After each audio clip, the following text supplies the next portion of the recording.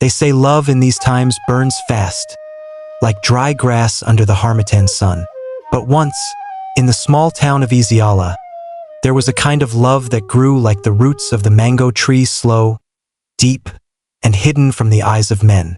This is the story of Kelechi and Amara, two souls who learned that the beauty of love is not in its brightness but in its endurance. Amara was not the loud type. She wasn't the one to dance at every festival or chase the newest fashions flooding through the town from the city. Her beauty was calm, like morning dew resting on yam leaves.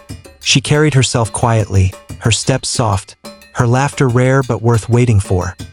She lived with her widowed mother, Mama Izieze, in a modest bungalow near the stream. Her mother sold akara by the roadside, and Amara often helped after school, serving customers with her gentle smile. The men of Izieze talked about her often, saying, "Amara doesn't speak much, but her eyes, those eyes, say everything." In another part of town lived Kelechi, the mechanic's apprentice.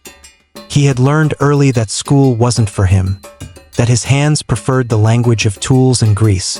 He worked hard, his shirt often stained with oil, his laughter loud, and his heart generous. He dreamed of owning his own workshop someday, of becoming a man his late father would be proud of.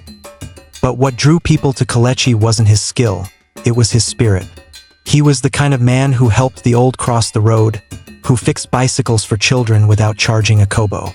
And when he saw Amara for the first time, standing by her mother's akara stand, handing a customer change, the world fell silent for him. Every evening, Kelechi found a reason to pass by Mama Izize's stand. At first, he pretended his motorcycle needed more fuel or that he had errands to run near the market. But the truth was simple.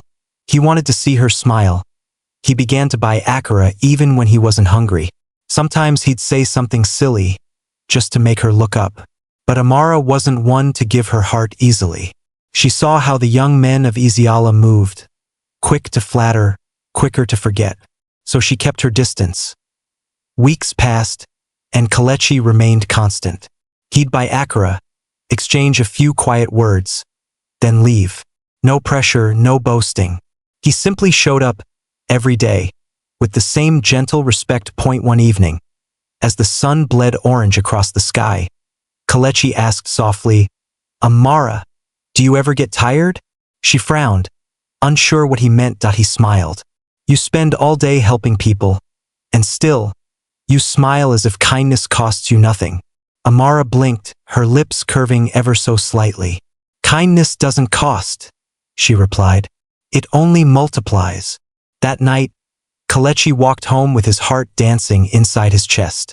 For the first time, Amara had spoken more than 3 words to him. It took months before Amara agreed to walk with Kelechi.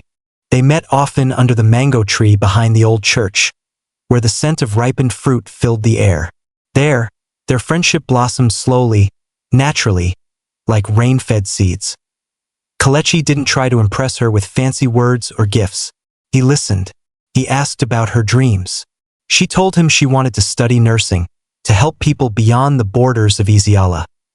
"You will," Kelechi said, without hesitation. "You're meant for more than this town." She laughed lightly. "And what about you?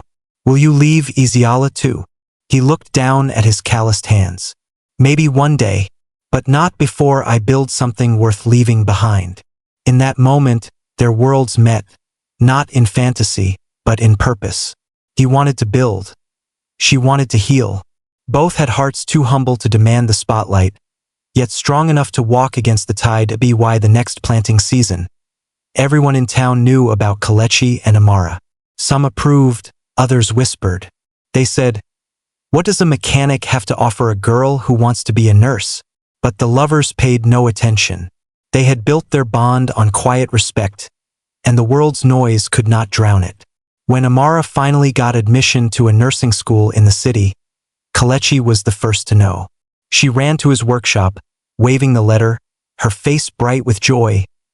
"I got in!" she cried. Kelechi froze for a moment, his wrench slipping from his hand.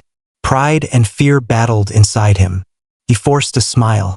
"I knew you would," he said softly. But as the days passed, a shadow grew between them. Amara was leaving, and neither of them knew how to bridge the distance. Point one evening, under their mango tree, Kelechi held her hand and said, "Promise me you'll never let the city change your heart." Amara smiled sadly. "And you? Promise me you'll never stop chasing your dream." They sealed their promises with silence, watching the moon rise through the branches. The future loomed, beautiful and uncertain. At first, the letters came often. Long pages written in careful handwriting, filled with stories of city life, crowded buses, long nights of study, and the strange loneliness of being surrounded by people. Kelechi replied every week, though writing was hard for him. His words were simple but honest.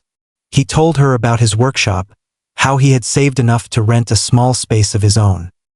He described the sound of the river, the festivals she was missing, and how the mango tree had begun to shed early that year. But time has a way of testing even the purest hearts. Weeks turned into months, and the letters slowed. Amara became busy with clinical rotations, while Kelechi's business began to grow. They still loved each other, but the rhythm had changed. Sometimes, Kelechi would read her old letters at night, tracing her words with his greasy fingers. "One day," he whispered, "I'll surprise you." 2 years later, Amara returned home for a short break. She was taller, more confident, her eyes sharper. The town greeted her with admiration. "Amara the nurse," they called her. But beneath the pride was a hint of distance. The girl who once sold akara now spoke of hospital wards and city plans. When she visited Kelechi's new workshop, he was fixing a taxi engine. His shirt was still oily, his smile still boyish. For a moment, time froze between them. "You've built this place yourself," she said. Impressed, he nodded, trying not to stare too long. "It's not much, but it's honest." They spent the day talking like old friends, laughter bridging the years. But as night fell, Amara's expression softened. "Kelechi," she began, "I've changed. The city has changed me. I see the world differently now." Kelechi's heart thudded. "And do you see me differently too?" Amara hesitated, her silence heavy. "You'll always be special to me," she said finally. "But I don't know if we still fit in the same world." The words cut deep. Kelechi nodded slowly. "Then maybe the world will have to stretch." Iziala's annual festival of lights came that December. Lanterns floated down the stream, carrying people's wishes into the night. Kelechi almost didn't attend, but something in him longed for closure or hope. When he saw Amara by the water, her white dress glowing in the lantern light, he realized how much he still loved her. They stood side by side, silent. After a long moment, Amara said, "You kept your promise. You built something real." "And you," he replied, "became the woman you dreamed to be." They released their lanterns together, watching them drift away. "I'll always be proud of you," she whispered. "And I'll always respect you," Kelechi said, his voice steady but soft. They didn't kiss. They didn't cry. They simply let the river carry what words couldn't. Time rolled forward like the wheels of Kelechi's repaired cars. He expanded his workshop, employed young apprentices, and became known as Oga Kelechi. But he never married. Amara moved abroad for further studies. She sent one final letter, short, sincere, grateful. She wrote, "You taught me what it means to love with respect. Wherever life takes me, that lesson will stay." Years later, when she returned to Iziala as a senior nurse leading a health project, she visited the old workshop. It had grown into a proper garage now, with a waiting room and signboard. Kelechi was older, with silver threading through his hair. When he saw her, his face lit up. Not with longing, but with peace. They talked for hours about everything and nothing. When it was time to leave, Amara said, "Do you ever regret not marrying?" Kelechi smiled. "No. Some loves are meant to be lived, not owned. Ours taught me how to respect, not how to possess." She nodded, eyes glistening. Then maybe that's what made it real. Years later, children in Iziala would gather near the mango tree, where the wind carried the scent of ripened fruit. The elders told them, "This is where Kelechi and Amara once met." And when the children asked what happened to them, the elders would smile, They grew apart, one would say. But they never stopped honoring what they shared, another added. For in the silence between them lived the truest form of love, the kind built on respect, not possession. The town of Izieze still remembers their story, whispered during Harmattan nights. Beauty fades like moonlight, but respect keeps love alive, even after the lovers have gone their separate ways. And so, the story of Kelechi and Amara lives on, not as a tale of heartbreak, but as a reminder that love built on respect lasts longer than when two hearts meet. Beauty may begin the story, but only respect can sustain it. In a world chasing appearances, may we all learn, as Kelechi and Amara did, that love's truest strength lies in humility and honor.